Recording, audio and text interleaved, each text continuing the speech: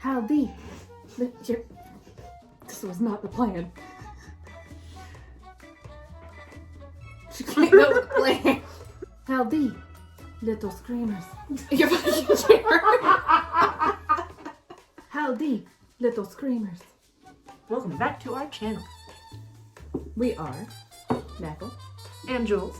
This is Scream and Style. We talk all about horror. And while we're doing it, we're creating some looks For you. So we are filming today for Suspiria, 1977. We watched the remake. We'll get to that later, but the focus is going to be on the original. So she's going to create a Mother Blanc everyday look, a little updated, some natural face, and then I'm going to turn into the what's her name in the remake? I think it's still Sarah, Susie. Anyway, I want to be a character half in the original, half in the remake. Get this all together. Let's do it. Let's do it. Turn up.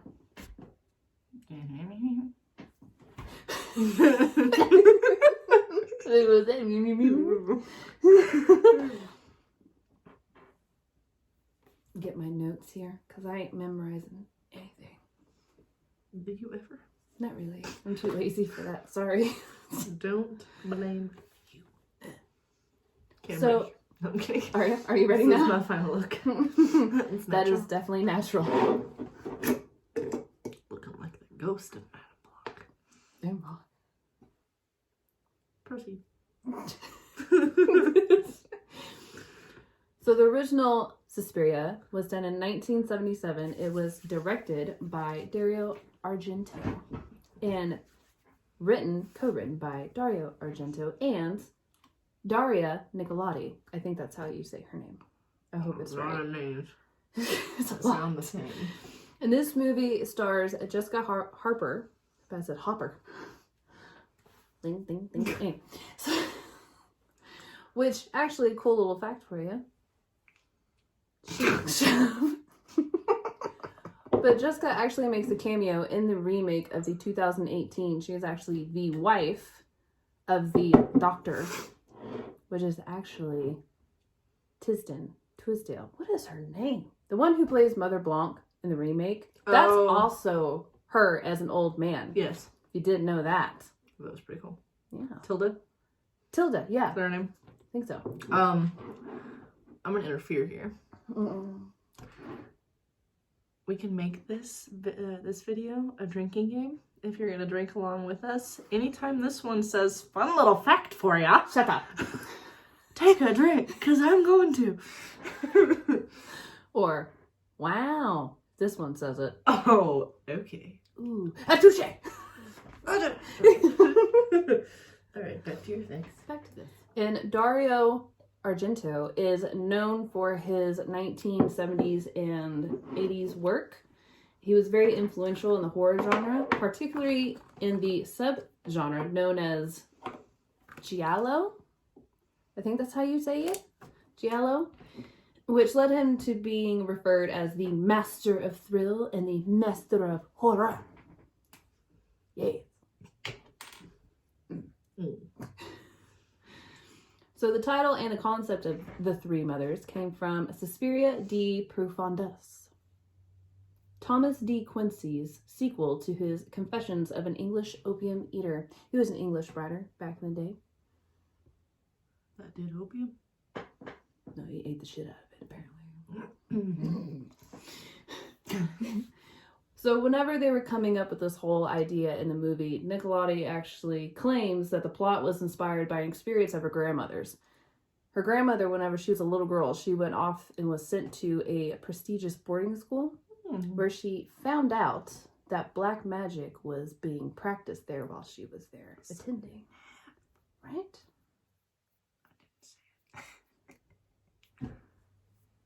You will. I'm going to get her. And actually, the setting was originally to be a children's dance school, but, producers and the financiers, we got it, financiers, They got really nervous because just the idea of brutally killing little girls on screen.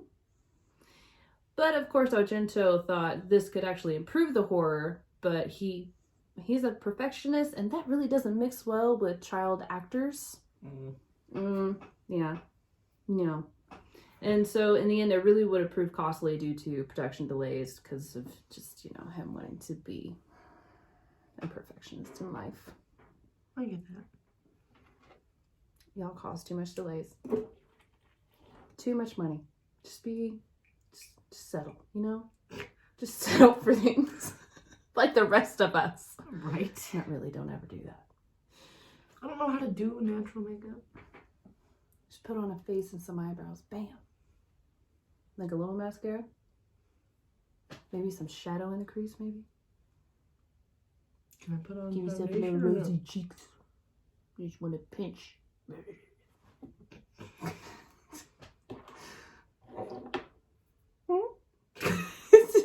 I put on foundation or no? Yeah. Unless you don't want to. It's your look, laddie. I would be lassie. Lassie. Your look, lassie. So instead, with all this being 8 to 10-year-olds like he originally wanted, they bumped it up to some teenagers. And thus was born what you have today. Bunch of teenagers talking like little girls. That's a bit unnerving on screen when you watch it. A little bit. Like, something's not right here. Yeah, the scene where they're like making fun of her name because it sounds like a snake. Oh, yeah. That's very disturbing. Yeah, they like stick their tongues at each other. It's like, you act like you're 10 right now, and you're supposed to be 18, 20 years old. Yep. But it makes sense now Right. after researching all of this. Someone's going vroom vroom, bitches out there. Quiet down. We're filming. Anyway, like I was saying. Disturbing the peace. So since Argento relented, it was like, all right, fine, whatever, get some teenagers in there. They never changed the script, which, like we were talking about, which is why everybody comes off like 8 to 10-year-olds in the movie.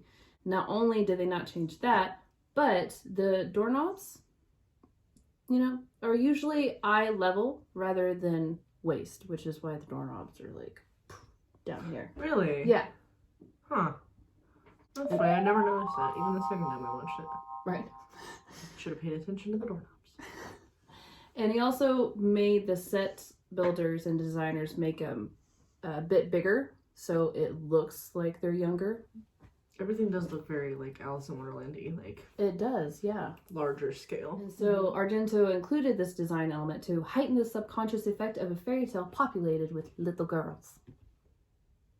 Little girl. Little girls. And your little dog, too. Wrong. It's got a dog in there.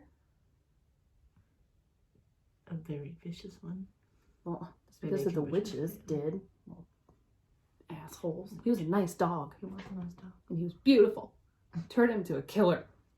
If you know what I'm talking about. I was very surprised at that scene of how it turned out. I did not think it would go there.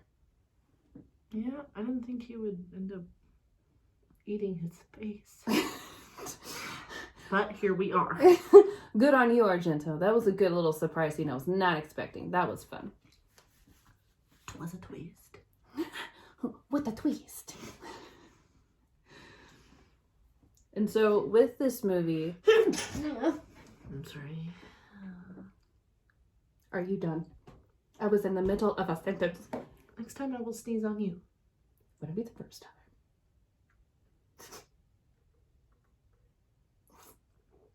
I was not expecting that either. Twist. But with Nicolotti and Argento, they both had their inspirations that they looked towards whenever creating this movie. And Nicolotti looked toward Alice in Wonderland, Bluebeard, and Pinocchio as she was writing this. And Argento was heavily visually inspired by Snow White and the Seven Dwarfs. So much so, he made sure the cinematographer, Luciano Tavalli, I'm so sorry if I butchered that. Italian and French names. Yeah. Made sure he saw the Disney film before even making the movie. So really get it. I didn't get any like Snow White vibes from that. Well, visually, like the colors, I think. Oh. The Technicolor and stuff like that, I think. Got it. Yeah. But you definitely get like an Alice in Wonderland feel. Yes. Whenever you watch it. That for sure. Mm-hmm. And so this is a quote by Argento, and he says, "In Suspiria, we were trying to reproduce the color of Walt Disney's Snow White. Oh, God. It has been said from the beginning that Technicolor lacked subdued shades, was without nuances like cutout cartoons." Mm-hmm. Yeah, get that feeling of color of Snow White in there. I got like a lot of red. So Right? I can see like the apple. That's about it. That's about it. Yeah. So to make this effect, the film was made with anamorphic lenses and emphasized by the use of Ambition Technicolor prints, using primary colors to give it that unrealistic nightmarish look. Just get it? I was waiting for it. I knew it was coming one more time. And so there's another quote. It says, "With Suspiria, we left the natural behind us in order to achieve a totally artificial style." See, this is another drinking game too. Every time I can't say a word, you can drink. You should be tipsy by now. You gonna get shit. Me and my articulation. I'll be off. But Argento insisted keeping the camera almost constantly moving to give its dreamlike imagery. What? I said that out of my mouth. I didn't say it correctly, but it came out of my mouth. Drink! If you haven't drank already, drink. Oh, shit.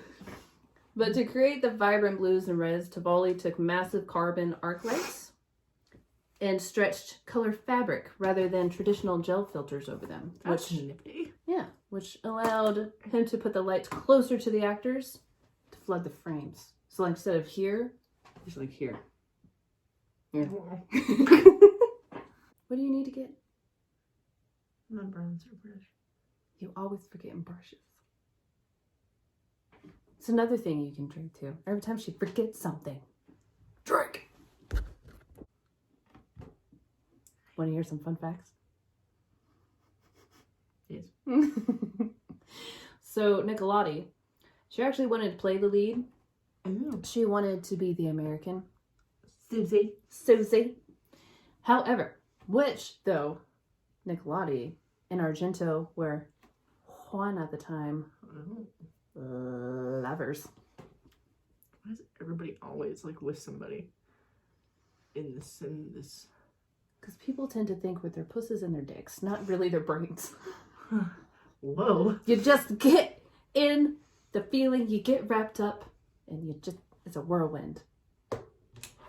What a feeling. That's like an 80s song, isn't it? I think so, yes. Nailed it. However, the financiers argued that American lead would boost the film's international box office potential.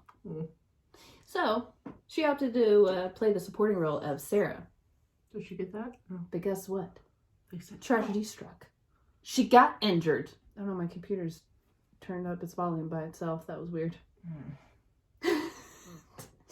Another Suspiria one? Go away. We don't want you. No. You're not welcome here. But since tragedy struck and she got an injury, she was only able to do a cameo, pretty much. Oh. Yeah, it's a sad day. Who was she? You could see her. She's the one. We're getting to that.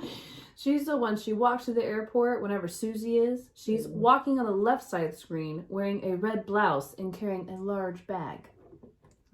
So, next time you watch it, or if you remember, that is Nicolotti, Argento's used to be lover. Oh, it used to be. She looks at Susie, like, and just like in this bitch kind of way. No, it makes sense now.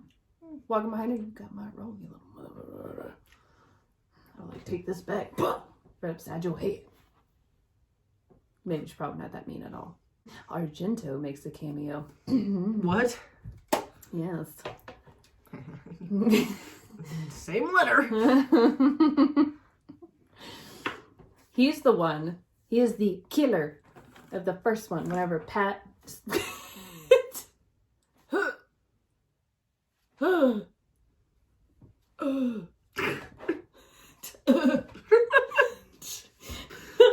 He's the hairy armed man that kills with the knife. He's like, oh, I see a heart. Yeah, what? Oh, I found it. Hey, we were looking for that. So whenever they were releasing this to the US, because this is an Italian film, Okay. they had to do a lot of editing because this was just too much. Too brutal. What? It was. It was brutal. It's just unrealistic looking, so I don't tie the two together. If it doesn't look real to me, I'm like, Yeah. But it is brutal. Like, I get it, you know. Just splash some red paint. Death by Slinky. I did not know those were supposed to be razor wires until I looked this all up. But they cut the little barbs off of the razor wire. So whenever Sarah, right? No. I always get these two mixed up. Yes, Sarah. Susie's the American. Yeah. I was gonna say So the English. Sarah, Sarah jumps into another room, and it looks like she jumps in a pile of Slinkies. And we're sitting over there being like, what's wrong with you? It's a bunch of Slinkies. It didn't make any sense. It was death by Slinkies. But it was actually supposed to be razor wire.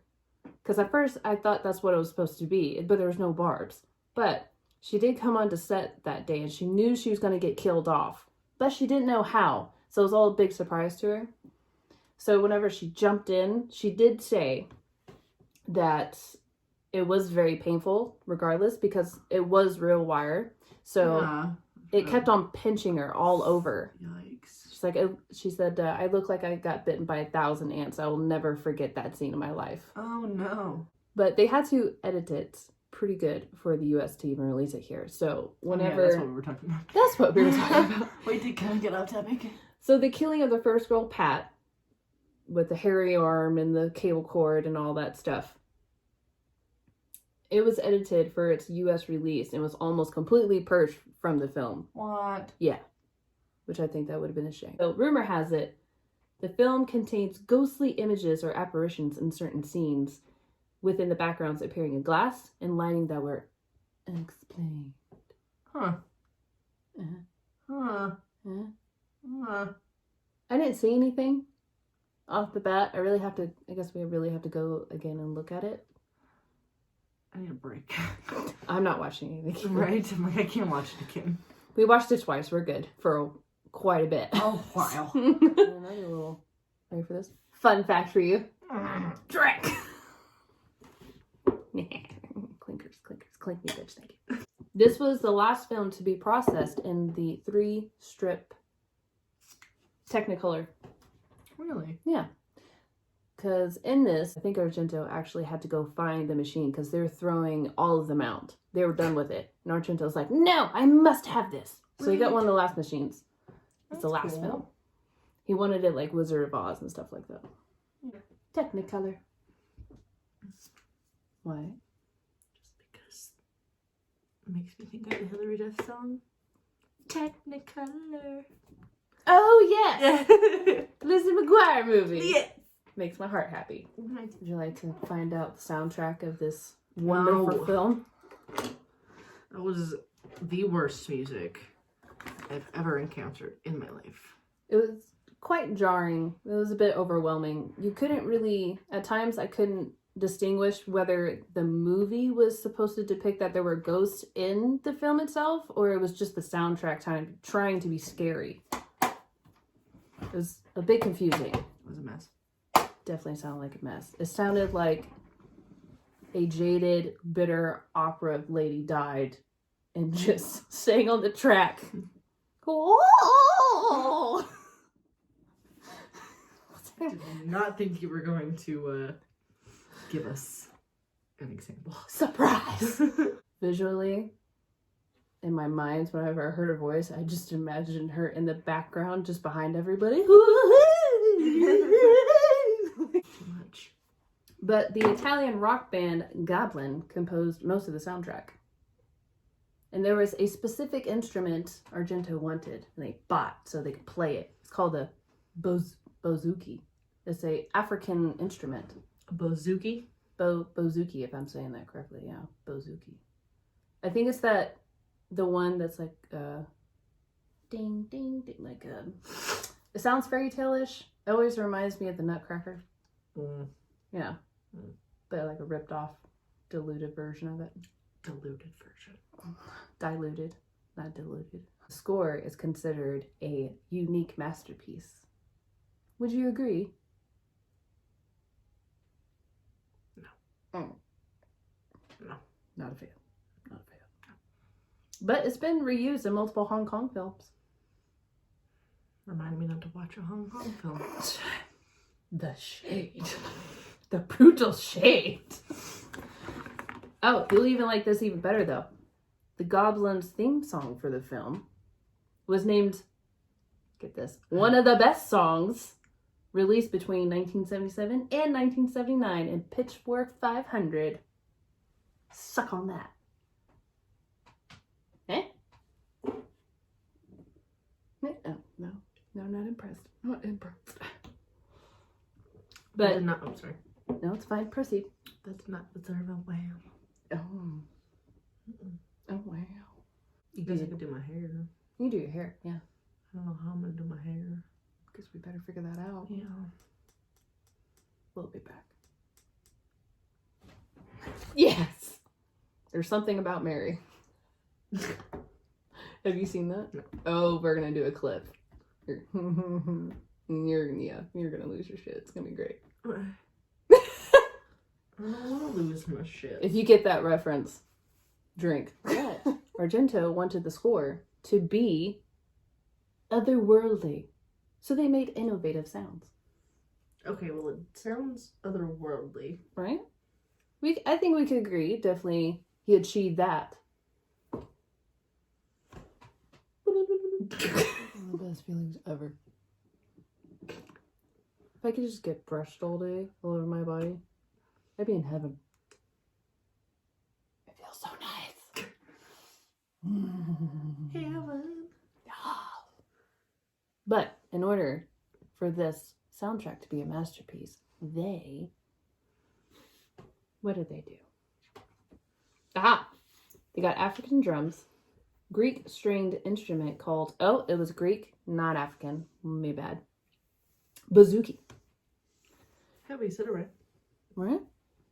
And they squeezed plastic cups against microphones to create echoing sounds. And they hit metal buckets full of water with hammers, and a lot more went on. Goblins even made the background noise for disembodied voices. What? I wonder if one of them did the opera singing lady. That's impressive. But after this all came out, Entertainment Weekly rated it 18 of its top 25 scariest films of all time, saying it had the most vicious murder scene ever filmed. Oh, wow. I mean, it was pretty brutal, pretty vicious. Sorry, stop. No. And a poll among critics at Total Film named it third greatest horror film of all time. A poll among film critics by the Village Voice named it the 100th greatest film made during the 20th century. Freaking hiccups. But despite this being a beloved horror classic today, it was often critically savaged in 1977. Here's one quote that I found. It is a horror movie that is a horror of a movie, where no one or nothing makes sense. Not one plot element, psychological reaction, minor character, piece of dialogue, or ambiance. And that is from John Simon from New York Magazine. Well, shit. I can't completely disagree with the man. Yeah, no. Unfortunately not. Yeah. But Suspiria is the first in a trilogy. The second one is Inferno, that was done in 1980. And the third is The Mother of Tears, that was done in 2007. Oh. During our pizza and beer last night, we watched Inferno after Suspiria so we can get a refresher, right? Mm-hmm. An hour and 20 minutes in, We both of us were like, what the shit? what is going on? Yeah. What is the plot? What is the story? There was There- only 20 minutes left. That was a shit show. Yeah, I hate to be a Debbie Downer, but Inferno was a huge waste of our time. It was stupid. I will never be watching that movie No, again. it makes 0 sense. Everything is way too drawn out. It's like, just die already, will you? Talk about a movie with no plot. There was nothing. No substantial, no nothing. I had no idea what was going on. None. You think it's going to go one way, and it didn't go any good way after that whatsoever. It didn't go anyway. It just, like, Stayed. sat there in the middle of the crossroads, not choosing a path whatsoever. Anyway, okay. Just The movie saying. we're reviewing. I wish I caught my life back on that one, is all I'm saying. I want that hour and 40 minutes back. The only thing that made it better was the my pizza? personal pizza, her personal pizza, and our beer. Yep, Yes, we have personal pizzas. we do. We ain't sharing with nobody. We might look like we can't eat, but we can. Yes! Oh, look at the bun. Cute. I feel like it's a little ballerina bunny. Very fitting. The Stephen Katz, my bad, writer, around 2006 stated the remake probably will not happen of Suspiria. And some fans believed it was because of Argento, because he was against the remake, claiming to have seen the script and saying, it will be shit, but that won't be my fault. End quote. That was, quoted? That was a quote? That from was him? his quote. His quote That's said, funny. yeah, his quote said, it will be shit, but that won't be my fault. Mm, Harsh. little bit. Even though that was said, there was a remake done in 2018 that we did see. And we got a Well, she saw. quote. But yeah, she half saw it. I told her what happened half the time of what was going on. Right. Because that is realistic blood. Not paint splattered everywhere. But he said, well, the film has a specific mood. Either you do it exactly the same way, in which case it's not a remake, it's a copy. It's not a remake, it's a copy, which is pointless. Or you can change things and make another movie. In that case, why call it Suspiria? I don't completely disagree with that. I can see that. See that where he's coming from. Right, exactly. Don't call it the same if it's not going to be exactly the same. I still have the hiccups. Kind of like my reaction whenever they say they're going to do a remake of The Exorcist. Why? Why would you remake something that's perfect? Because there's no original thoughts in Hollywood and they all suck. Anyway, okay. In IndieWire, after seeing the remake, after he saw the 2018 remake, he said, it did not excite me. It betrayed the spirit of the original film. There's no fear. There's no music.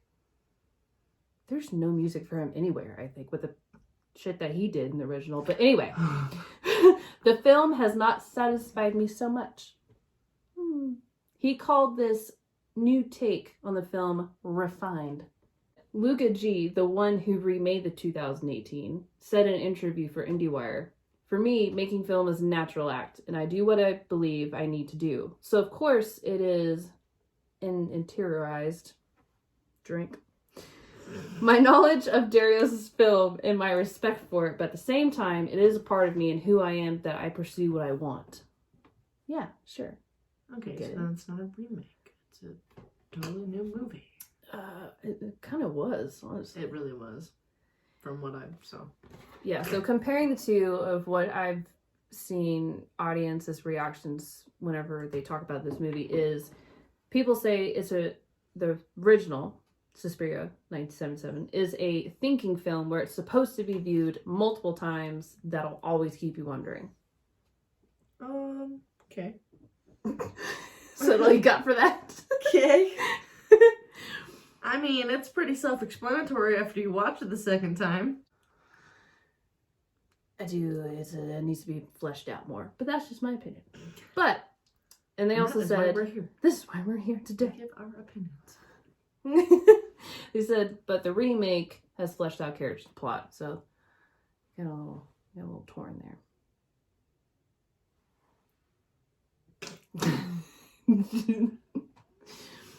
But there is a link I'm going to put in the description box below. And it's the 6 reasons why this movie is a masterpiece. I thought it was pretty cool, but I didn't really want to cover all that in this video, so I'm just going to leave it at the bottom. So you can tell me in the comments if you agree with any of those 6 reasons.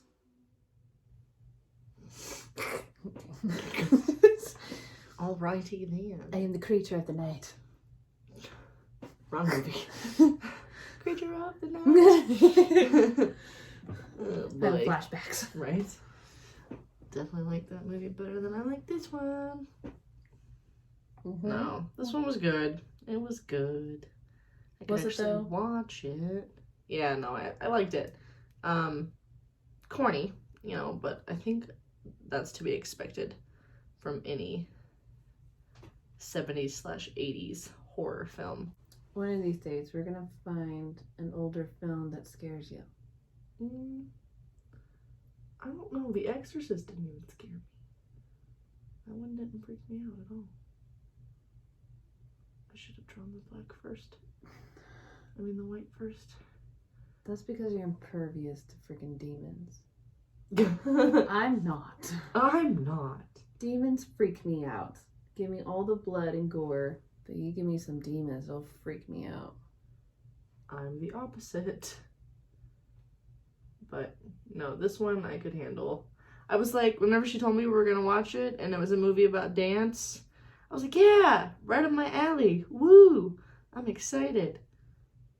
And then we watched it and the dancing wasn't good. It was okay. Their torch tastes were a little weird looking. And then pirouettes? How are the pirouettes? What pirouettes? I didn't see a pirouette. Yeah. I didn't see a pirouette that I would call a pirouette. You commented on the first time we watched it. It was the kind of like the love interest. He was doing a pirouette, and you're like, oh god. Oh yeah, they're bad. They were not. It was bad. I just like the old lady. So if you look in that scene of it's Madame. Is it Blanc? No, it's just this old lady. Oh, okay. She has like a scarf in her hand, and she looks over at a dancer who's doing something off the floor, and she looks at her, does the scarf, and just like kicks out with her leg. It's quite hysterical. I had to go back and show that to you. That was hilarious. Yeah, I know. She was like, "Did you see that?" I was like, "No. What did I miss?" She's like, "The best scene." It was good. It was good. Her torch taste sucks so bad she got air kicked off the floor. Good night. But it seemed nightmare-like, definitely. Like if she could have woken up at the end and it all been a dream, like that would have been a cool twist. I'm just gonna come up with the plot of the next one. It would be cool if all that happened and then the ending is her waking up on the plane to go to the dance school. That would be really cool. Look at you. So how did you feel about the remake? You mean the whole fourth of it that I saw? The whole fourth of it. I thought that they were gonna follow the movie line a little, like the storyline a little bit better. Like they follow the storyline, but they went in he's into their own little. It was like it was its own movie. I was expecting it to be more like the original, but there were exploding heads in this one that I was not prepared for. Anytime we watch a scary movie, I always make sure that she has watched it before me, so that way she can tell me when to shield my eyes from the blood and gore. This one, we did not have that chance. So the entire last half of the movie, if you've seen the new one, is legitimately just people getting, killed and massacred and their heads falling to pieces. So I was behind a pillow the entire time. If you had to pick and choose between original and remake, which one would you choose? If I liked, which one I liked better? Mm-hmm. That's so hard. They're legitimately so different. So different. Turn your face for me. I'd say the new one. Even though I couldn't watch half of it, I would say the new one. I like the fact that it's more realistic, even though I can't watch it, Yeah. you know? And it's like an actual horror movie, whereas the original, it's more of a comedy. You know? It's fine. Death by Slinky. Yeah. If I'm being honest, I wasn't a fan of either. Like, they were okay. I liked the concept of the witches and the three mothers, and I liked all of that, but I didn't like it. What about you? Original or remake? I would say the original because it stuck to one storyline. Right. I didn't like the remake so much because it felt like it was cramming two stories into one, and it was too much. There's a lot of missed ideas in the second one. Yeah. Like at the end, what I did see was there was the chick with no arms or legs. Like, I know she was supposed to be just somebody that they had previously tried to use to inhabit the body of the mother, whatever her face is. I kind of feel like that was a cheap thrill. I was just like a cheap scare. I was like, okay, is she just gonna not come back and we're not gonna know who she is? Like, what? I was very confused. I was like, why did you even make an appearance? I felt like every time they went to the doctor story of, Nazi Germany and all that, it really took away from what was actually going on. It was a side dish that kept on interrupting the main dish, and I didn't like it. It was too much. It's like green bean casserole on Thanksgiving. I actually like green bean casserole. I'm not a fan. fan. That's some good stuff. I am not a fan. Where's my brush? There's my brush. This is my talking stick. Sorry, I got it in your mouth. It's okay. I feel adding the doctor story was too much. I felt like if you took that out, then the movie could have been a lot shorter and it could have been a lot greater. Honestly, you have a really good story already with the American coming. You don't need to add all that extra stuff. Right. I get that it's meaningful, but I felt like it really took away from it and made it. What the hell was that? Sure, blame it on the tube. Oh. Ew. Stop it. Mm. I just wanted some Stop it. Get it out of the room. Sorry. I was a shine. But I did like how they incorporated dancing as a form of torture for another girl downstairs whenever it was happening that she couldn't watch. It was any bones breaking within the body with contortion, that kind of gets me. Doesn't scare me, but it makes me cringe for sure. But I really did like that, and I liked how it was bleak and a different take on it completely. I felt like it was fitting. A bleakness to it does fit, I think, to the story. But I'm not going to watch it again. It was all right. It wasn't bad. There was some good stuff in there, but I think that kind of ruined it also. But the original, I liked how Argento, he was saying he wanted an adult dark fantasy horror land. And I think he achieved that. The only thing, I really loved colors. I loved how trippy it was and different and unique. The soundtrack I did like just because it was ridiculous. Right, it fit well with it. Yeah, it is unique of its own, for sure. I don't think I've heard a soundtrack quite like that in all the movies I've seen. So I think that was cool, but it was jarring and overwhelming. The whole story was pretty much like a whodunit in the original, and then you found out it was the witches, so it was like a whodunit story with a sprinkle of witches in there. A sprinkle of witches. I wish there was more dancing in the original, but that's just because we're dancers and we love it. And I do wish it had more of the witches in there. You don't really know it's really the three mothers until right the very end. Yeah. I don't know. I think that lore is really, really cool. It should be explored a lot more. Fortunately, probably not going to watch the 2007 third movie, Mother of Tears, because I don't know. It's in 2007. Might be better. Right. They've had That's a why few I'm decades to get better. That's what I'm thinking about it. That second one, Inferno, was something I will never watch again. Mm-mm. But it wasn't bad. Cool things about it. Not our favorite for sure, but it was all right. It wasn't bad. Still made for a cool makeup look, right? Too bad we don't have the red costume to go with it. I know that red costume in the remake. That was some good stuff. I really wish we had that. Me too. Thought about getting some string and just making it. Right. That would have taken us months. Yeah.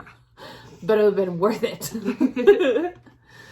But we are going to go into our final looks. Here we go.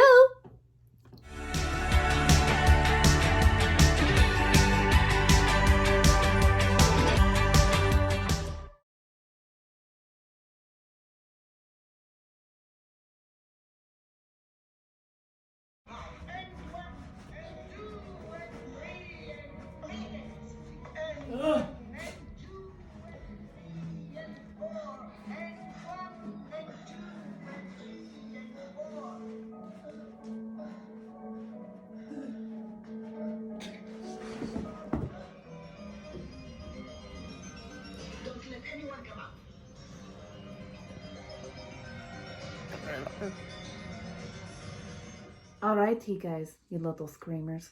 Thanks for tuning in. Make sure you hit that like button and you subscribe and turn on your notification bells.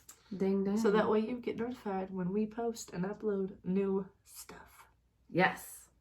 All right. And this month and next month is all about holiday fun, holiday horror. So in the comments below, make sure you go and do your recommendation and maybe we'll do it. So we will see you in the next one. Bye. Howdy, little screamers. Welcome back to our channel.